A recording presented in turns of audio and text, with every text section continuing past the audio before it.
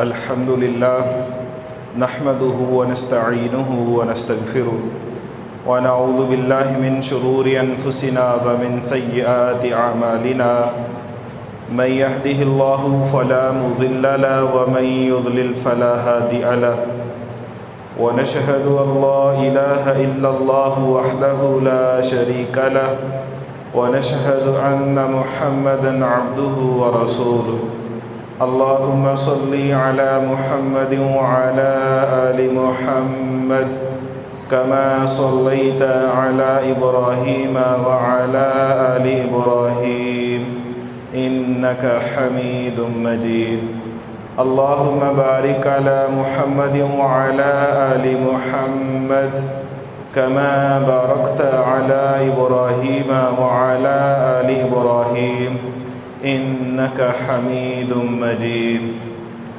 أما بعد فإن خير الحديث كتاب الله وخير الهدي هدي محمد صلى الله عليه وسلم وشر الأمور محدثاتها وكل محدثة بدعة وكل بدعة ضلالة وكل ضلالة في النار ربي اشرح لي صدري ويسر لي أمري واحلل عقدة من لساني يفقهوا قولي سبحانك لا علم لنا إلا ما علمتنا إنك أنت العليم الحكيم رب زدني علما رب زدني علما رب زدني علما اللهم طهر قلبي من النفاق وعملي من الرياء ولساني من الكذب وعيني من الخيانة فإنك تعلم خائنة الأعين وما تخفي الصدور أعوذ بالله السميع العليم من الشيطان الرجيم من حمده ونفخه ونفثه بسم الله الرحمن الرحيم إن الصلاة تنهى عن الفحشاء والمنكر آج ہم جس دور کے اندر زندگی بسر کر رہے ہیں اس دور کے اندر علم بہت پھیلا ہوا ہے۔ ہر شخص کے پاس اسلام کا کسی نہ کسی حد تک علم موجود ہے۔ ہر بندے کے موبائل کے اندر، واٹس ایپ کے اندر، فیس بک کے اندر اسلامی پوسٹیں، اسلامی ویڈیوز، تلاوت کی ویڈیوز اور اس کے علاوہ دین کا بڑا سارا نالج اور علم موجود ہے۔ حتیٰ کہ میں تو یہاں تک کہا کرتا ہوں کہ دین کا علم اس قدر پھیلا ہوا ہے اور اس قدر وسیع ہے کہ کبھی کبھی یوں بھی ہوتا ہے کہ ایک امام اور ایک خطیب جو آپ کے سامنے جمعہ بیان کر رہا ہے، جو آپ کے سامنے خطبہ بیان کر رہا ہے، کبھی کبھی اس کے پاس علم کم ہوتا ہے اور سامنے بیٹھ کے سننے والے لوگوں میں کچھ لوگ اس طرح کے بیٹھے ہوتے ہیں جن کے پاس اپنے خطیب سے، اپنے امام سے علم زیادہ ہوتا ہے، کیونکہ جو خطیب ہے، جو امام ہے، جو مدرس ہے، وہ اپنے ایک خاص مطالعہ کے ساتھ بیان کر رہا ہوتا ہے اور سامنے بیٹھ کے سننے والے لوگوں میں کچھ لوگ اس طرح کے ہوتے ہیں کہ جو سوشل میڈیا کے ذریعے سے، انٹرنیٹ کے ذریعے سے، یوٹیوب کے ذریعے سے اور گوگل کی براؤزنگ کے ذریعے سے اسلام کی معلومات میں بہت آگے نکلے ہوتے ہیں اور بہت سارے اسکالرز کو انہوں نے سنا ہوتا ہے۔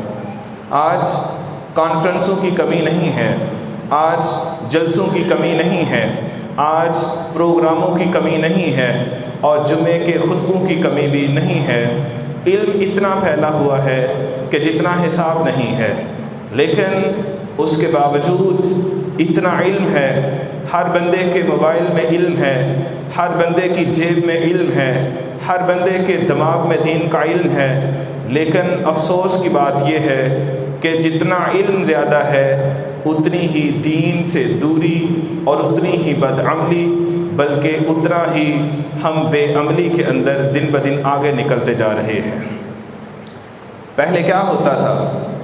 ہماری بچیاں 3 سال کی عمر میں آج اسکول میں داخلہ لیتی ہیں اور اپنی تعلیم کو شروع کرتی ہیں، پڑھتی 10 15 20 سال پڑھتی رہتی ہیں، اور اسی طرح وہ میٹرک کرتی ہیں۔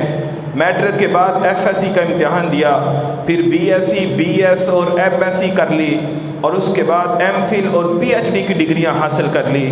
اور کبھی کبھی تو یوں ہوتا ہے کہ بچیاں پڑھتے پڑھتے اتنے برس گزار دیتی ہیں کہ شادی کی عمر تک ان کی گزر جاتی ہے، اور پھر بھی 25 سال پڑھنے کے بعد ہماری بیٹیوں کے دلوں کے اندر اللہ کا وہ خوف اور اللہ کا وہ ڈر پیدا نہیں ہوتا جو آج سے پہلے پیدا ہونے والی ہماری ان پڑھ ماؤں کے اور دادیوں کے دل و دماغ کے اندر رب العالمین کا خوف پیدا ہوا کرتا تھا۔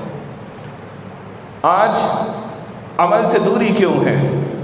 آج عمل سے بیزاری کیوں ہے؟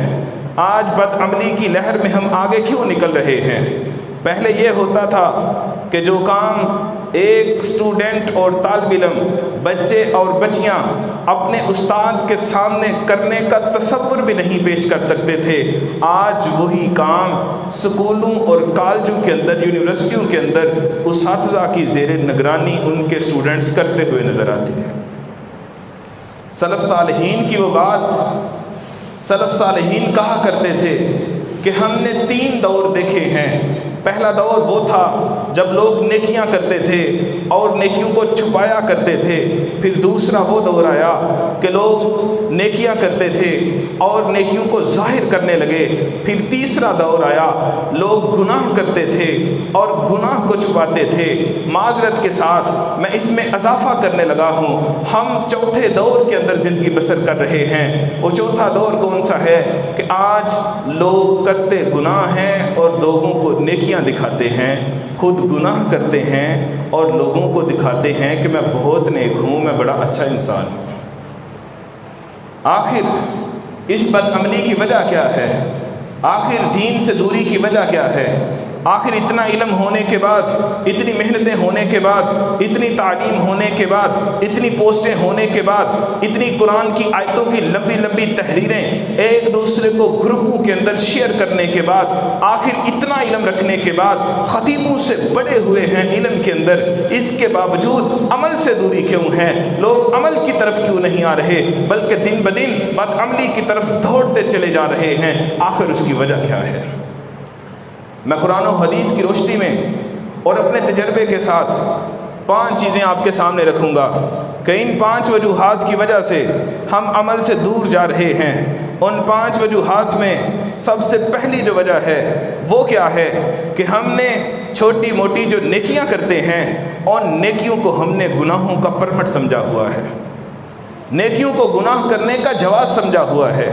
ہم یہ سمجھتے ہیں کہ ہم وضو کرتے ہیں، وضو کرنے سے ہاتھوں کے گناہ معاف، وضو کرنے سے چہرے کے گناہ معاف، وضو کرنے سے پاؤں کے گناہ معاف ہیں۔ جب وضو مکمل ہوتا ہے سارے بدن کے گناہ معاف کر دیے جاتے ہیں۔ ہم یہی سمجھتے ہیں کہ وضو کر لیا تو باقی گناہ کرتے رہیں، کوئی مسئلے کی بات نہیں۔ ہم نے یہ سمجھا ہوا ہے نماز پڑھنے والا نمازی جو ہے فجر کی نماز پڑھے گا، اس کے درمیان میں ظہر کی نماز جب پڑھے گا، پھر فجر اور ظہر کے درمیان جتنے مرضی گناہ کرتا رہے، ان نمازوں کے درمیان اس کے گناہوں کو معاف کر دیا جائے گا۔ پھر ظہر کے بعد عصر کی نماز پڑھے گا، اس کے درمیان جتنے بھی گناہ کرے گا اللہ اس کو معاف کر دے گا۔ اسی طرح عصر اور مغرب اور عشاء اور فجر کی بات ہے، ہم یہ سمجھتے ہیں جو نمازی ہے وہ جتنے مرضی گناہ کرتا پھرتا رہے اس کے گناہوں کو نمازوں کی وجہ سے معاف کر دیا جاتا ہے۔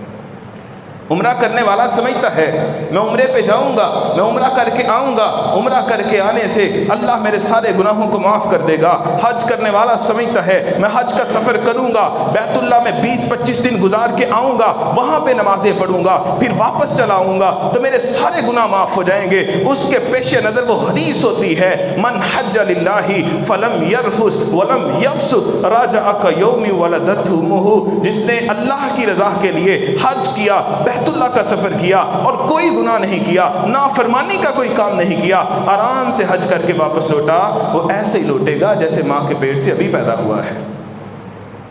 دن کے اندر 100 دفعہ استغفار کی تسبیح کرنے والا وہ یہ سمجھتا ہے میرے تو سارے گناہ معاف ہیں۔ ہاں نماز پڑھنے سے گناہ معاف ہوتے ہیں، عمرہ کرنے سے گناہ معاف ہوتے ہیں، حج کرنے سے گناہ معاف ہوتے ہیں، استغفار کہنے سے گناہ معاف ہوتے ہیں، وضو کرنے سے گناہ معاف ہوتے ہیں، نیکیاں کرنے سے گناہوں کو معاف کرتا ہے اللہ سبحانہ و تعالیٰ۔ لیکن ہم سوچیں کچھ حقیقتیں میں آپ کے سامنے رکھنا چاہتا ہوں، کیا ہم نے کبھی وہ نیکیاں کی بھی ہیں جن نیکیوں کی وجہ سے اللہ گناہوں کو معاف کر دیتا ہے؟ کیا ہماری نمازیں اس نوعیت کی ہیں کہ ہماری نمازوں سے ہمارے گناہوں کو معاف کر دیا جائے گا؟ نہیں، میں تو یہ سمجھتا ہوں کہ ہماری کوئی بھی نماز ایسی نہیں ہے کہ جس نماز کی وجہ سے ہمارے گناہوں کو معاف کر دیا جائے۔ وہ نمازیں کون سی ہوتی ہیں؟ آسمان کے رب نے قرآن میں بتا دیا، ان الصلاۃ تنہی عن الفحشاء والمنکر، نماز وہ ہے جس سے گناہ معاف ہوتے ہیں۔ جو نماز تجھے برائی اور بے حیائی سے روک دیتی ہے، جو نماز تجھے برائیوں کے پرمٹ دے، اس نماز سے گناہ معاف نہیں ہوتے ہیں۔ والذین هم لفروجہم حافظون، وہ نمازی جو اپنی شرمگاہ کی حفاظت کرتا ہے اس کے نماز پڑھنے سے گناہ معاف ہوتے ہیں۔ وہ نمازی والذین هم لامانتہم وعہدہم راعون، وہ جو اپنی امانتوں کی حفاظت کرتے ہیں، وہ لوگوں سے کیے ہوئے وعدوں کو پورا کرتے ہیں۔ اور قرآن مجید نے فرمایا وہ جو گواہیاں سچی دیتے ہیں ایسے لوگ ہیں، ایسے نمازی ہیں، ان کی نمازیں پڑھنے کی برکت سے اللہ اس کے گناہوں کو معاف فرما دیتا ہے۔ کیا ہماری نماز ایسی ہے؟ گناہ تو ان کے معاف ہوتے تھے۔ صحابی رسول ہیں، 2 رکعت نماز پڑھ رہے ہیں، پیچھے دشمن آ گیا، اس نے تیروں کی بچھاڑ شروع کر دی، تیروں کی برسات شروع کر دی، جسم کے اندر کئی تیر پیوست ہو گئے ہیں، خون کے پھوارے نکل آئے ہیں، وہ نماز کو چھوڑ نہیں رہے۔ جب سلام پھیری ہے، کسی نے کہا آپ نماز کو چھوڑ دیتے، آپ کو تیر لگ چکے تھے، آپ کے جسم سے خون نکل رہا تھا۔ کہا واللہ اللہ کی قسم مجھے جو تیر لگ رہے تھے، مجھے نماز میں قرآن پڑھنے کا تو زیادہ مزہ آ رہا تھا۔ نمازیں تو ان کی تھیں۔ سعید بن مسیب رحمہ اللہ تعالی فرماتے ہیں 40 سال گزر گئے ہیں، میں نے کبھی تکبیر اولیٰ سے لیٹ نماز کو نہیں پڑھا۔ 40 سال کی نمازیں، ہر نماز میں اذان کے وقت مسجد میں ہوا کرتا تھا، لیکن اللہ کی قسم مجھے ایک نماز بھی ایسی یاد نہیں کہ میں نے اس نماز کے اندر دیکھا ہو میرے دائیں کون کھڑا ہے، میرے بائیں کون کھڑا ہے، میرے پیچھے کون کھڑا ہے۔ نمازیں تو ان کی تھی۔ حضرت عبداللہ غزنوی رحمہ اللہ ابھی کچھ عرصہ پہلے دنیا سے رحلت فرمائی ہے، مدرسے کے اندر نماز پڑھا رہے تھے، نماز پڑھا کے فارغ ہوئے، بھیگے ہوئے تھے، کپڑے بھیگے ہوئے تھے، کپڑے گیلے ہوئے تھے۔ پوچھنے والوں سے پوچھا او یہ کیا ہو گیا ہے؟ کہا اللہ بارش آئی تھی، بارش کی وجہ سے سارے بھیگ گئے ہیں، آپ بھی بھیگ گئے ہیں۔ کہا واللہ عبداللہ خبر نشد، اللہ کی قسم عبداللہ کو پتہ ہی نہیں چلا کہ نماز کے اندر بارش بھی آئی تھی۔ نمازیں تو ان کی تھی۔ ان نمازوں سے گناہوں کو معاف کر دیتی ہے، اللہ کی ذات کرتی ہے، اور اللہ کی قسم وضو کرنے سے گناہ اس کے معاف ہوتے ہیں جو وضو کرتے وقت اپنی کیفیت بنا لے، اپنی پوزیشن بنا لے، اپنی حالت بنا لے۔ حالت کون سی ہے؟ حالت یہ ہے جب وضو کرنے لگے بسم اللہ پڑھ کے شرمندگی کے عالم میں ٹوٹیوں پہ وضو کے پانی والی جو ٹوٹی ہے اس کے ساتھ میں بیٹھ جائے، بسم اللہ پڑھ لے، شرمندہ ہو جائے، آنکھوں کو نیچے جھکا لے، اپنے ہاتھوں کو آگے کر لے اور اللہ سے ذہن میں یہ کہے اللہ میرے ہاتھ تو اس قابل نہ تھے، میں ان ہاتھوں کو تیرے آگے باندھ کے کھڑا ہو جاتا، میں اپنے ہاتھوں کو دھو رہا ہوں، اور اللہ جب چہرے کو دھو رہا ہے اللہ میرا چہرہ اس قابل تو نہ تھا کہ تیرے سامنے کھڑا ہو جاتا، وہ چہرہ کہاں سے لاؤں جو تیرے سامنے کھڑا ہو کے تیری عبادت کرے، اللہ تو میرے چہرے کو اس قابل بنا دے۔ جب بازوؤں کو دھوتا ہے یہی سمجھتا ہے اللہ میرے بازو نے بڑے ظلم کیے ہیں، بڑی زیادتیاں کی ہیں، میرے بازو اس قابل تو نہ تھے تیرے سامنے باندھ کے کھڑا ہو جاؤں۔ جب سر کا مسح کرتا ہے یہی سوچتا ہے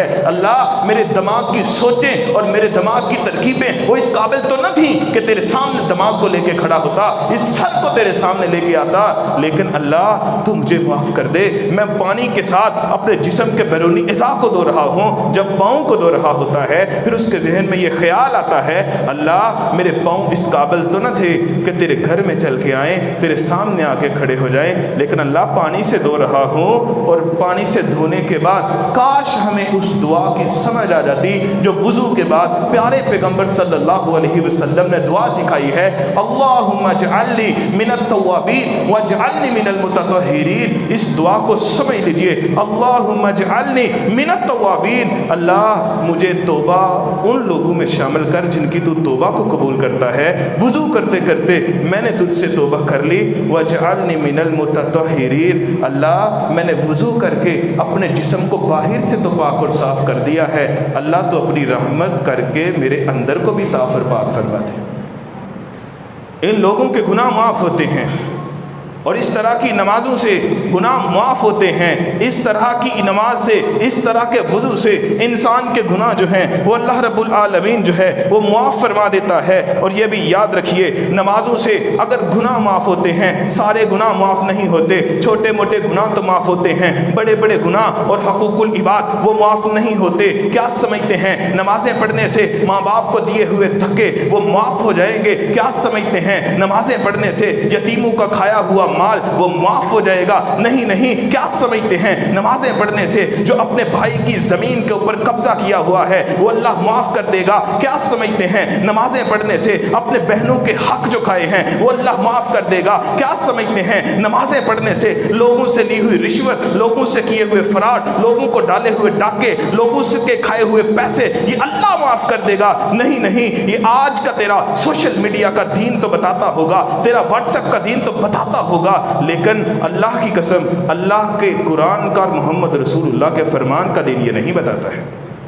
نمازوں سے سارے گناہ معاف نہیں ہوتے، اگر نمازیں بہترین ہوں پھر بھی سارے گناہ معاف نہیں ہوتے ہیں۔ یہ بڑے گناہ جو ہیں، حقوق العباد جو ہیں، یہ ماں باپ کو پریشان جو کیا ہے، جو بہنوں کے حقوق کھائے ہیں، لوگوں کے اوپر ظلم زیادتیاں کی ہیں، لوگوں کے پیسے کھائے ہیں، لوگوں کے ساتھ فراڈ کیا ہے، لوگوں کی سے رشوت لی اور دی ہے، یہ سارے معاملات جو ہیں یہ اس طرح کے کاموں سے معاف نہیں ہوتے۔ کیا سمجھتے ہیں ایک عام انسان جو ہے ہمارے گاؤں کے اندر رہتا ہے، اس نے 20 25 30 سال کی محنت اور مزدوری کر کے 5 مرلے کا ایک پلاٹ خریدا ہے، گلی محلے کا کوئی چودھری چیئرمین اٹھتا ہے، وہ اس کے پلاٹ کے اوپر ناجائز قبضہ کر لیتا ہے، رات کو قبضہ کرتا ہے، صبح اٹھ کے فجر کی نماز جماعت سے پڑھ لیتا ہے، کیا اس کا رات کو کیا ہوا قبضہ فجر کی نماز سے معاف ہو جائے گا؟ کیا بہنوں سے زبردستی زمینیں لیں، ان کو ان کے حصے نہ دیے اور نمازیں تہجد کی پڑھی، نمازیں فجر کی پڑھی، نمازیں باجماعت پڑھی، بلکہ جماعتیں کروائیں، بلکہ جمعے پڑھائے؟ بتائیں کیا بہنوں کو گن پوائنٹ پہ یا ان کو کوئی دھمکیاں دے کے ان کے حصے کی زمینیں اپنے نام لکھوا لینا ان نمازوں سے یہ گناہ معاف ہونے والے ہیں؟ کیا کسی سے کیے ہوئے فراڈ یہ نمازیں پڑھنے سے معاف ہونے والے ہیں؟ کیا کسی کو دیے ہوئے دھوکے نمازیں پڑھنے سے معاف ہونے والے ہیں؟ کیا کسی کے اوپر کیے ہوئے ظلم نمازیں پڑھنے سے معاف ہونے والے ہیں؟ نہیں نہیں، یہ غلط فہمی ہے، نمازیں پڑھنے سے بھی یہ گناہ معاف نہیں ہوتے ہیں۔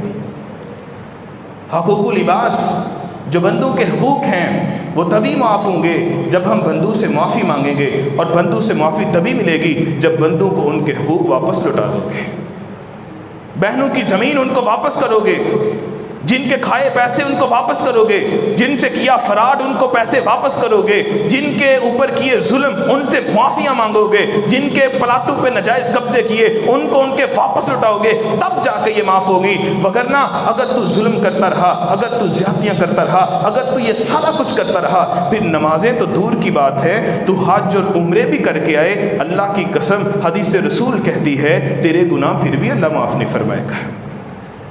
وہ آپ کو یاد ہے وہ حدیث کے اندر آتا ہے، نبی صلی اللہ علیہ وسلم نے فرمایا ایک شخص اپنے علاقے سے پیدل چلتا ہے، بیت اللہ کے اندر جاتا ہے، پھٹے پرانے کپڑے ہیں، اس کے سر کے اندر مٹی پڑی ہوئی ہے، بڑا لاغت بنا ہوا ہے، بڑا کمزور بنا ہوا ہے، بیت اللہ کے غلاف کو چمٹ جاتا ہے اور آواز دیتا ہے یا ربی یا ربی یا ربی، اے میرے رب میری دعاؤں کو سن لے، اے میرے رب میرے عمرے کو قبول کر لے، میرے حج کو قبول کر لے، میرے طواف کو قبول کر لیے۔ اللہ کی طرف سے آواز آتی ہے ان یستجاب لک، بیت اللہ کے چکر کاٹنے سے لوگوں کو دیے ہوئے چکر معاف نہیں ہوتے. تیرے حج کو کیسے قبول کروں, تیرے عمرے کو کیسے قبول کروں, تیرے سفر کو کیسے قبول کروں, تیری عبادت کو کیسے قبول کروں, تیرے رونے کو کیسے قبول کروں, تیرے غلاف کعبہ کو چمٹنے کو کیسے قبول کروں. تیرے جو ہاتھ ہیں, تیرے ہاتھ کے تیرے سر سے لے کے پاؤں تک تیرے سارے جسم سے مظلوموں کے مجھے خون کی بدبو آ رہی ہے.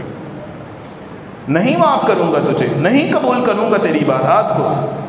وہ مکن تھا, نبی پاک کا وہ مجاہد تھا, آپ کا غلام تھا, میدان جنگ کے اندر لڑتا لڑتا اس کو تیر لگا ہے, شہید ہونے کے قریب ہے, اگر جان روح جسم سے نکلنے والی ہے. صحابہ کہنے لگے ہنی اللہ الشہادہ, اس کو شہادت کی بشارت ہو, یہ شہید ہو کے اللہ کی جنت کے اندر جا رہا ہے. پیارے نبی نے سنا, فرمایا نہیں نہیں, اس کو جنت کی بشارت نہ دو, ابھی نہ بولو, اس کا تمہیں نہیں پتا, میں نبوت کی آنکھوں سے دیکھ رہا ہوں, مجھے اللہ وحی کے ذریعے بتا رہا ہے, دکھلا رہا ہے. وہ خیبر کے موقع پہ جب مال غنیمت جمع ہوا تھا, مال غنیمت کا سارا مال جمع تھا, اور حضرت انس جو اس حدیث کو بیان کرتے ہیں فرماتے ہیں فلم فیہا فضتوں, اس مال غنیمت کے اندر نہ کوئی سونا تھا نہ چاندی تھا, بلکہ سیاب ان فیہا, اس کے اندر کپڑے اور چادریں تھی. اس مکن نے کیا کیا تھا, ایک چادر جو تھی خیبر کے مال غنیمت کے اندر میں سے ایک چادر بغیر کسی سے پوچھے سائڈ پہ کر لی تھی.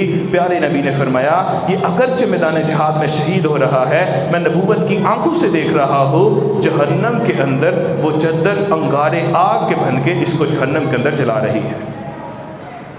کیا سمجھتے ہیں نیکیوں سے گناہ معاف ہوتے ہیں؟ کہیں ہماری نیکیاں اس طرح کی ہیں بھی کہ نہیں؟ ہمیں اپنی نیکیوں کو اس طرح کا کرنا ہے جس طرح اسلام نے, جس طرح دین نے, جس طرح پیارے نبی صلی اللہ علیہ وسلم نے ہمیں بتایا ہے. تب جا کے ہماری جو نیکیاں ہیں وہ ہمارے گناہوں کو معاف کرنے والی ہوں گی. اور وہ کیسے ہوں گی؟ وہ صحابی رسول تھا, نوجوان تھا, اسلام قبول کیا, پہلے ایک عورت کے ساتھ اس کا کوئی چکر چل رہا تھا. جب اسلام قبول کر لیتا ہے, پیارے نبی نے کہا جاؤ جا کے مکے کے قیدیوں کو تم نے چھڑا کے لے کے آنا ہے. مکے کے قیدیوں کو رات کے اندھیرے میں چھڑانے کے لیے گیا. وہی عورت ملتی ہے جس کے ساتھ اسلام سے قبل اس کا کوئی چکر چل رہا تھا. کہنے لگی اے ابو مرثد گنوی آجا میرے ساتھ, بڑا عرصہ ہو گیا ہے تیرے دیدار کو ترس رہی ہوں, تیرے ساتھ گناہ کرنے کو تڑپ رہی ہوں, تیرے ساتھ ملاقات کے لیے پریشان ہوئی بیٹھی ہوں, آج تو آ ہی گیا ہے. وہ صحابی رسول کہنے لگے اللہ کی قسم, اب جس رسول کے ہاتھ پہ بیعت کر لی ہے وہ اس کی اجازت نہیں دیتا کہ غیر محرم کو ہاتھ بھی لگایا جائے. ایسے لوگوں کی نیکیوں کو قبول کر کے اللہ گناہوں کو بھی معاف کر دیتا ہے. پہلی وجہ, وقت مختصر ہے, میں 5 وجوہات بیان کرنی ہیں. پہلی وجہ بیان ہو گئی کہ ہم گناہ اس لیے کرتے ہیں کہ ہم نے نیکیوں کو وجہ جواز سمجھا ہوا ہے. جس نے داڑھی رکھی ہوئی ہے, جو نمازیں پڑھتا ہے, جو کوئی اچھے کام کرتا ہے, جو ذکر اذکار کرتا ہے, جو حج اور عمرہ کرنے چلا جاتا ہے, وہ سمجھتا ہے کہ میرے یہ نیکیاں جو ہیں یہ میرے گناہوں کو معاف کروا دیتی ہیں. کوئی مسئلے والی بات نہیں, ان نیکیوں کے ساتھ ساتھ گناہ کر بھی لو تو خیر ہے. دوسری وجہ, توجہ سے سنیے, ہمارے گناہ کرنے کی دوسری وجہ کیا ہے؟ عمل سے دوری کی دوسری وجہ کیا ہے؟ دوسری وجہ یہ ہے ہم گناہوں کو چھوٹا چھوٹا سمجھتے ہیں, اور ہر بندے کے زبان کے اوپر یہ جملہ عام ہے, اللہ غفور و رحیم ہے. قاری صاحب آپ تو ڈراتے رہتے ہیں اللہ غفور و رحیم ہے, اللہ بخشنے والا ہے, آپ احمد ڈراتے رہتے ہیں. میں تو کہتا ہوں اللہ کی قسم اللہ غفور و رحیم ہے, بلکہ ہماری تو آس ہی یہی ہے, ہماری تو امیدیں ہی ساری اس بات کے اوپر ہیں. اللہ غفور و رحیم ہے, اللہ بخشنے والا ہے, اللہ بڑا مہربان ہے, لیکن اس کی آڑ کے اندر گناہ کرتے رہنا, اس کی آڑ کے اندر نافرمانی کرتے رہنا, یہ کہاں کا اسلام ہے, یہ کہاں کی دینداری ہے؟ اور ہر بندہ سمجھتا ہے یہ چھوٹا سا گناہ ہی تو ہے, اس سے کچھ نہیں ہوتا. اللہ بڑا غفور رحیم ہے, اللہ چھوٹے موٹے گناہوں سے کچھ بھی نہیں کہنے والا. اور پھر چھوٹے گناہوں کی فہرست ہر بندے نے اپنی اپنی بنائی ہوئی ہے, ہر شعبے نے اپنی اپنی فہرست تیار کی ہے. ایک پولیس مین جو ہے وہ کسی کو روک کے 50-100 لینا, اس کو چائے پانی کا نام دے دیتا ہے. ایک کلرک جو ہے وہ فائلوں کو ادھر سے ادھر کر کے لوگوں سے پیسے لینا, اس کو تو اپنی ڈیوٹی سمجھتا ہے. ایک پلاٹ لے کے دینے والا وہ جھوٹ بول کے ادھر ادھر سارا معاملہ کر کے ان سے کمیشن لینا, اس کو تو اپنا کاروبار سمجھتا ہے. اور ایک وکیل جو ہے وہ جھوٹ کو سچ اور سچ کو جھوٹ, ظالم کو مظلوم, مظلوم کو ظالم قرار دے کے ان سے پیسے لے لینا, اس کو تو اپنے کاروبار سمجھتا ہے اور اس کو اپنی نوکری سمجھتا ہے. اللہ کی قسم یہ کام ٹھیک نہیں ہے۔ ہر گناہ کو چھوٹا چھوٹا کہہ کے ہم دین سے دور ہوتے جا رہے ہیں۔ پیارے نبی صلی اللہ علیہ وسلم کے صحابی حضرت عبداللہ ابن مسعود کہتے ہیں جب کوئی انسان گناہوں کو چھوٹا چھوٹا کہہ کے کرتا رہے تو پھر سمجھ جانا وہ چھوٹا گناہ چھوٹا نہیں رہتا، اور اگر بڑے گناہ کرنے کے بعد وہ توبہ کر لے تو بڑا گناہ بڑا بھی نہیں رہتا۔ امام غزالی رحمہ اللہ کہتے ہیں کہ جب کوئی ایک پانی کی ٹوٹی چل رہی ہو، اس سے پانی قطرہ گر رہا ہو، وہ ایک قطرہ گرے، 2 گرے، 5 گرے، 10 گرے، نیچے پتھر ہو، اس کے اوپر نشان نہیں پڑتا، لیکن وہ اگر پانی کا قطرہ وہ مسلسل زمین پہ گرتا رہے وہ پتھر کے اوپر بھی نشان پڑ جاتا ہے۔ اے ابن آدم تیرا کیا خیال ہے؟ تو مسلسل چھوٹے چھوٹے گناہ کرتے رہے، تیرے دل کے اوپر نشان اور داغ نہیں پڑے گا۔ اور ہماری مثال اس طالب علم کے جیسی ہے جو پیپر کے اندر 100 سوال آئے تھے، 100 MCQs آئے تھے، پہلا اس نے غلط کیا، دوسرا غلط کیا، کوئی بات نہیں، ابھی 2 ہی تو غلط کیے ہیں، تیسرا بھی غلط کر دیا، کوئی بات نہیں، ایک ہی تو اور غلط کیا ہے، چوتھا بھی غلط کر دیا، حتیٰ کہ 50 غلط کر دیے، 50 کے بعد 51 نمبر والا غلط کیا، تو پھر پتہ چلا کہ میں نے تو ایک ایک کر کے آدھے سے زیادہ سوال غلط کر دیے ہیں۔ جب نتیجہ آئے گا تو نتیجہ فیل کی شکل میں نکلے گا۔ دوسری بڑی وجہ یہ ہے عمل سے دوری کی۔ ہم ہر گناہ کو چھوٹا چھوٹا کہہ کے اور ہر گناہ کو چھوٹا چھوٹا سمجھ کے کرتے جاتے ہیں، اور اللہ کی غفوری اور رحیمی کی صفت جو ہے اس کا غلط مفہوم سمجھتے ہیں۔ تیسری وجہ سنتے جائیے، ہم گناہ کر رہے ہیں، عمل سے دور بھاگ رہے ہیں۔ اس کی تیسری وجہ یہ ہے کہ ہم نے گناہ کرنے کے بہانے ڈھونڈے ہیں، بلکہ ہم نے گناہ کرنے کے لیے گناہوں کے ناموں کو بدل دیا ہوا ہے، نام بدل دیے۔ شیطان کا سب سے پہلا وار جو اس نے حضرت آدم پہ کیا تھا، اما ہوا پہ چلایا تھا، جب اللہ نے ان کو جنت کے اندر جگہ دی اور فرما دیا یا آدم انت وزوجک الجنت، اے آدم تو اور تیری بیوی جنت کے اندر رہو، وکلا منہا حیث رغدا حیث شئتما، اور تم جہاں سے مرضی جتنا مرضی جتنا جی کرتا ہے کھاؤ، لیکن ولا تقربا ہذہ الشجرہ، اس درخت کے قریب نہ جانا۔ اللہ نے منع کیا تھا، شیطان پاس آیا کہنے لگا اس درخت کے قریب جانے سے رب نے تم کو روک دیا ہے، یہی تو درخت ہے کھانے والا، یہی تو درخت ہے پھل جو پوری جنت میں سب سے مزیدار ہے، یہی تو وہ پھل ہے جس کو شجرۃ الخلد کہتے ہیں۔ یہ اگر کھا لو گے ہمیشہ ہمیشہ جنت کے اندر رہو گے، اگر یہ نہ کھاؤ گے تمہیں موت آ جائے گی، اگر اس کو کھا لو گے تو ہمیشہ ہمیشہ جنت کے اندر رہو گے۔ وہ تھا شجر ممنوع جسے اللہ نے منع کیا تھا۔ شیطان نے کہا یہ ہے شجرۃ الخلد، ہمیشہ زندہ رہو گے، ہمیشہ جنت میں رہو گے۔ شیطان گناہ کرواتا ہے کیسے؟ گناہوں کے ناموں کو تبدیل کرواتا ہے، اور ہم نے بھی ویسے ہی کر دیا۔ پیارے نبی کی حدیث اور پیشین گوئی تھی، آپ نے فرما دیا میری امت کے کچھ لوگ ایسے بھی آئیں گے یسمونہا بغیر اسمہا، وہ گناہ کریں گے، وہ کام کریں گے جن سے میں نے ان کو منع کیا ہے، لیکن وہ کام کریں گے اور ساتھ کیا کریں گے؟ یسمونہا بغیر اسمہا، وہ ان گناہوں کو اپنی طرف سے اچھے اچھے پیارے پیارے نام دے دیں گے۔ آج سود کو انٹرسٹ کا نام نہیں دیا گیا، آج بے حیائی کو ماڈرنزم کا اور جدت کا نام نہیں دیا گیا، کیا آج جو ہے رشوت کو چائے پانی کا نام نہیں دیا گیا، کیا آج لوگوں سے کیے ہوئے فراڈ کو اپنی جناب چلاکی کا نام نہیں دیا گیا؟ بتائیے تو صحیح، ہم نے نام بدل لیے ہیں۔ ہم نے جناب میوزیکل کنسرٹ جو کرواتے ہیں ان کو ورزش کا نام دے دیا، ہم جو جناب گانے بولتے ہیں ان کو جناب سیر و تفریح کا نام دے دیا، ہم نے نام بدل دیے ہیں، گناہ کرتے ہیں، گناہوں کے نام بدل دیے ہیں۔ اسی وجہ سے ہم گناہ کرتے ہیں کہ ہم نے گناہوں کے نام بدل دیے ہوئے۔ سود لیتے ہیں بینک سے، اس کو پرافٹ کا نام دے دیا، سود لیا بینک سے، اس کو انٹرسٹ کا نام دے دیا، انشورنس کروا دی، اس کو فائدے کا نام دے دیا۔ اور میں نے دیکھا ہے گلیوں کے اندر لوگ آتے ہیں، دروازے کھٹکھٹا کھٹکا کے لوگ اس سے پوچھتے ہیں بتائیں آپ کی کوئی مجبوری تو نہیں، آپ کو کوئی پیسوں کی ضرورت تو نہیں؟ ہر بندے کو پیسے کی ضرورت ہے۔ لوگ کہتے ہیں پیسوں کی تو ضرورت ہے، کہتے ہیں پھر لے لو ہم سے، کتنے پیسے چاہیے؟ 20,000 ہم کو چاہیے، یہ لو 20,000 لے لو، ہر مہینے اس کے اوپر اتنے پیسے آپ نے ہمیں دینے کرنے ہیں، آپ اپنی ضرورت چلا لو، ہم آپ کے جناب خیر خواہ ہیں، ہم تو آپ کی خدمت کر رہے ہیں۔ اور کئی لوگوں کو روتے میں نے دیکھا ہے کہ قاری صاحب میں نے 1 لاکھ روپیہ قرض لیا تھا، 2 لاکھ واپس کر چکا ہوں، وہ قرض اسی طرح کا مجھ پہ باقی ابھی بھی واپس پڑا ہوا ہے۔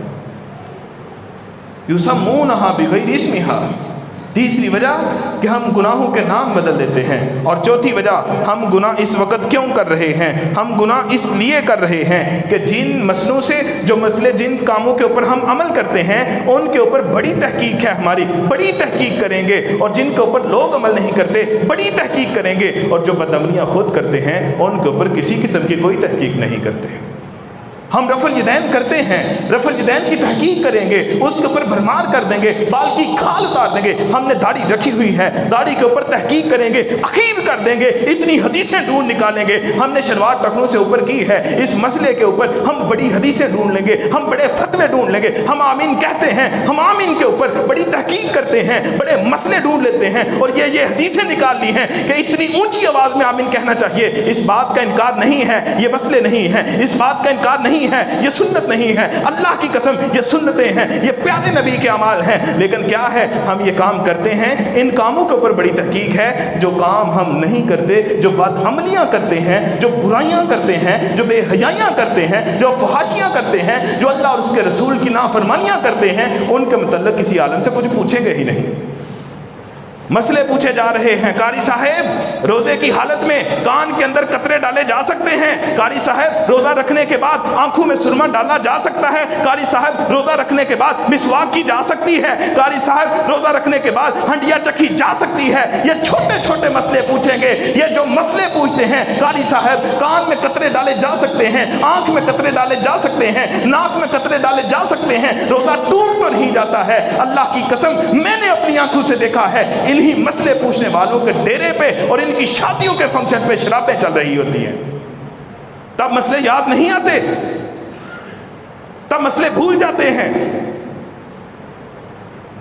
اور ان کی مثال کوفہ کے اس شخص جیسی ہے جو بیت اللہ میں آیا تھا طواف کرتے ہوئے، حضرت عمر کے بیٹے حضرت عبداللہ سے کہنے لگا، عبداللہ تم مدینہ کے بہت بڑے مفتی ہو، تم مجھے بتاؤ کیا احرام کی حالت میں بیت اللہ کے اندر ایک مچھر کو قتل کیا جا سکتا ہے؟ فرمانے لگے تم مجھے کوفی لگ رہے ہو، بتاؤ کہاں سے آئے ہو؟ کہا کوفہ سے آیا ہوں۔ کہا واہ کیا سوال کیا ہے، سوال مچھروں کے بارے میں پوچھ رہے ہو، اور جب قتل کرنے پہ آئے تو نبی محمد رسول اللہ کے نواسے کو قتل شہید کر دیا۔ ہماری حالت بھی یہی ہے، چھوٹے چھوٹے مسئلے پوچھیں گے اور بڑے بڑے گناہ جو کرتے ہیں ان کی طرف توجہ نہیں۔ ان مسئلوں کی طرف آئیں گے، قاری صاحب فجر کی سنتیں جو ہیں جماعت کھڑی ہو پڑھنی چاہیے کہ نہیں پڑھنی چاہیے؟ قاری صاحب 4 رکعتوں کی نماز ہے، پہلی 2 رکعتوں میں فاتحہ پڑھتے ہیں، 7 سورت ملاتے ہیں، آخری 2 رکعتوں میں پڑھنی چاہیے کہ نہیں؟ ان مسئلوں کی طرف آئیں گے۔ قاری صاحب ایک اگر رکوع کے اندر مل گیا ہے تو اس کی رکعت ہوتی ہے کہ نہیں؟ قاری صاحب آمین جو ہے کتنی بلند آواز سے کہنی چاہیے؟ قاری صاحب داڑھی ایک مٹھ کے بعد رکھنی چاہیے کہ نہیں رکھنی چاہیے؟ اللہ کی قسم ان مسئلوں کی طرف پڑے ہوئے ہیں، نہیں پوچھیں گے شراب پینی حرام ہے کہ نہیں پوچھیں گے جوئے کھیلنے کا کیا گناہ ہے، نہیں پوچھیں گے گلی محلے کی نکڑ کے اندر کھڑے ہو کے لوگوں کی جوان بیٹیوں کو دیکھنا کتنا بڑا گناہ ہے، نہیں پوچھیں گے موبائل کے اوپر ساری رات کسی کی بیٹی سے غلط ناجائز تعلقات کو رکھتے ہوئے ان کا استعمال کرنا یہ جائز ہے کہ نہیں ہے، نہیں پوچھیں گے۔ قاری صاحب یوٹیوب کے اوپر گوگل کے اوپر ساری رات گند دیکھنے کا، برائیاں بے حجائیاں دیکھنے کا، ننگی اور برہنہ تصویریں دیکھنے کا، ویڈیوز دیکھنے کا کتنا گناہ ہے، کتنا عذاب ہے، اللہ اور اس کے رسول کی کتنی نافرمانی ہے، نہیں پوچھیں گے۔ کیوں نہیں پوچھیں گے؟ ان کا تو پتہ ہے سارا۔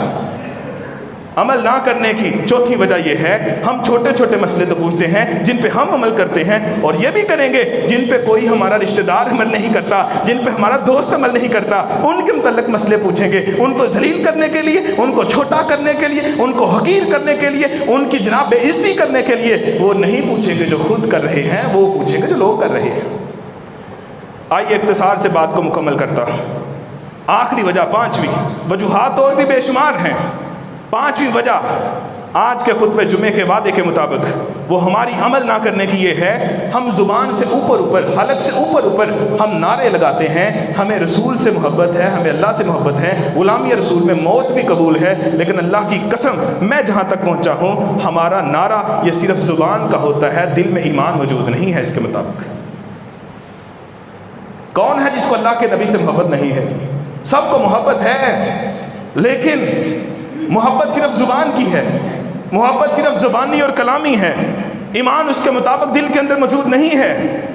اگر ایمان اس کے مطابق دل میں موجود ہوتا تو پھر کیفیت یہ ہوتی، اللہ کے نبی کے صحابی ہیں، جنگ خیبر کا موقع ہے، جنگ بھی لڑی ہوئی ہے، تھکے ہوئے ہیں، بھوکے بھی ہیں، پیاسے بھی ہیں، پریشان بھی ہیں، سفر کے تھکے مارے بھی ہیں، واپسی بھی آتے ہیں، رستے میں کھانا کھانے کے لیے ہنڈیا کو چڑھایا گیا، گھریلو گدھے جو تھے ان کا گوشت ہنڈیا کے اوپر پکایا، لکڑیاں کٹھی کی، آگ جلائی، اس کے اوپر ان مردوں نے، مجاہدین نے خود ہنڈیا کا گوشت پکایا ہے، گھریلو گدھے کا گوشت تیار ہو چکا ہے، جب کھانے والے تھے، قریب تھا کہ ان کو کھانے والے تھے، ادھر سے اللہ کے نبی نے اعلان کر دیا، ان اللہ ورسولہ ینہیانکم عن اللحوم الاہلیہ، اللہ اور اس کے پیغمبر نے گھریلو گدھے کے گوشت کو حرام کر دیا ہے۔ اللہ کی قسم، محبت اس کا نام ہے۔ انہوں نے نہیں کہا آج تو کھا لینے دے، انہوں نے نہیں کہا پہلے لڑائی جنگ کر کے آئے ہیں، انہوں نے نہیں کہا صبح سے بھوکے اور پیاسے ہیں، انہوں نے نہیں کہا پہلے تھکے ٹوٹے ہیں، انہوں نے نہیں کہا اب تو ہم نے تیار کر لیا ہے کھانا، انہوں نے نہیں کہا اب تو کھانا سامنے پڑا ہوا ہے، کوئی بہانہ نہیں لگایا، کوئی اعتراض نہیں کیا۔ مصور کھینچ وہ نقشہ جس میں یہ صفائی ہو، ادھر فرمان محمد ہو، ادھر گردن جھکائی ہو۔ سارے صحابہ نے حدیث کی کتابوں میں لکھا ہے وہ ساری کی ساری ہنڈیاں انڈیل دیں، بھوکے پیاسے رہے۔ کیوں وہ بھوک پیاس برداشت کی تھی؟ کیوں وہ ہنڈیاں پکی اور بھوک پیاس کے بعد وہ ساری انڈیل دی تھی؟ کیونکہ محمد رسول اللہ صلی اللہ علیہ وسلم سے محبت زبان کی بھی تھی، دل کے اندر بھی موجود تھی۔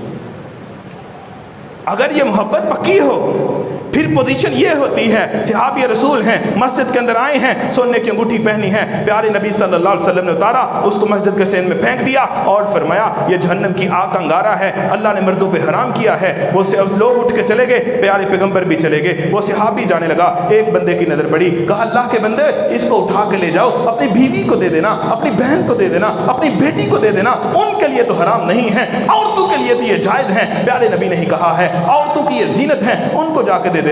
وہ صحابی رسول کیا کہتا ہے؟ فرمانے لگے کہ جس چیز کو میری انگلی سے میرے پیارے آقا نے اتار کے پھینک دیا ہے، چاہے وہ میرے علاوہ کسی کے لیے جائز نہ ہو، اس کو اٹھانا تو دور کی بات ہے، میں اس کی طرف دیکھنا بھی گوارا نہیں کرتا۔ کیا اس طرح کی محبت ہے؟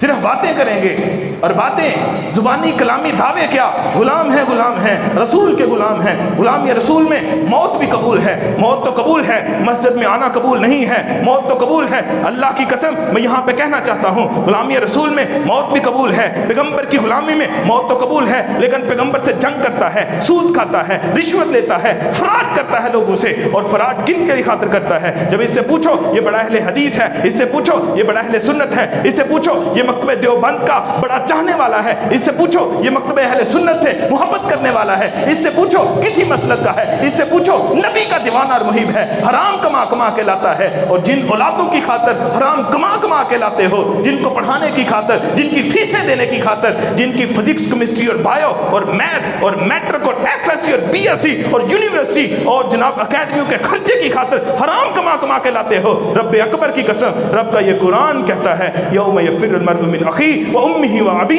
وصاحبتہ واخیہ، یہ قرآن کہتا ہے کہ قیامت کا دن ہوگا، تو خود کہے گا، بڑا باپ بنا پھرتا ہے تو اللہ سے کہے گا اللہ میرے بیٹے کو جہنم میں پھینک، مجھے بچا لے بس۔